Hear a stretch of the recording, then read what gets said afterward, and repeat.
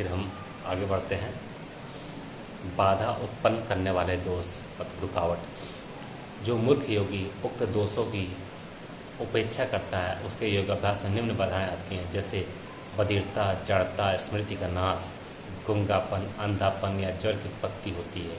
और योगियों के आलस के कारण कोई व्याधि होती है तो उसकी चिकित्सा निम्न प्रकार करनी चाहिए। गुल्फ, फारा आदि। उदर रोग होने पर गर्म जौ की लपसी को खिचड़ी खा करके पेट के ऊपर प्रलेप करना चाहिए। जौ की लपसी को वातजन्य व्याधियों एवं वातज ग्रंथियों पर बांधना या प्रलेप करना उत्तम होता है। मन की चंचलता होने पर मन में विशाल पर्वत की धारणा करनी चाहिए। इसी प्रकार गूंगापन होने पर वाक्य की धारणा, बहरापन होने पर श्रवणेन्द्रिय की धारणा, अर्थात जिस जिस अंग में जो विकार उत्पन्न हुआ हो उस अंग की उपकारी धारणा को धारण करना चाहिए। उष्णता में शीतलता की, उष्णता मतलब गर्मी, उष्णता में शीतलता की, शीतलता में उष्णता की धारणा करनी चाहिए। तथा स्मृति का ह्रास होने पर सिरहाने की तरफ एक कील गाड़ कर उस पर एक लकड़ी का टुकड़ा गाड़ कर उस पर एक लकड़ी का टुकड़ा गाड़ कर दूसरे लकड़ी के टुकड़े से उसे ठोकना चाहिए। इससे लुप्त स्मृति शीघ्र पुनः जागृत हो जाती है।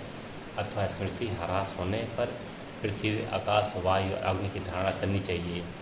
योगी के हृदय अमनुष्यत्व के प्रवेश होने पर वायु अग्नि की धारणा करने से अमानुष्यत्व नष्ट हो जाता है। इसलिए योगीजन को सदा ही ज्ञान के द्वारा अपने शरीर की रक्षा करनी चाहिए, क्योंकि धर्म, अर्थ, काम एवं मोक्ष का एकमात्र साधन शरीर ही है।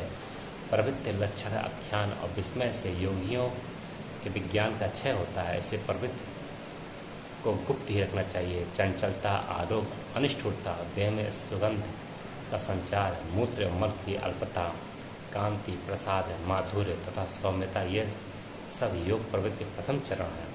सिद्धि का श्रेष्ठ लक्षण तब प्रकट होता है जब योगी के प्रति मनुष्य के हृदय में प्रेम मोड़ने लगे। जब योगी के प्रति मनुष्य के हृदय में प्रेम मोड़ने लगे तथा उसका गुणगान करने लगे और कोई प्राणी उससे भय न करे। जो योगी अधिक शीतलता एवं उष्णता को भी कष्ट रूप में अनुभव नहीं करता, हृदय में किसी से भी भय उत्पन्न नहीं होता, तो समझना चाहिए कि उस योगी की सिद्धि प्राप्त हो गई है।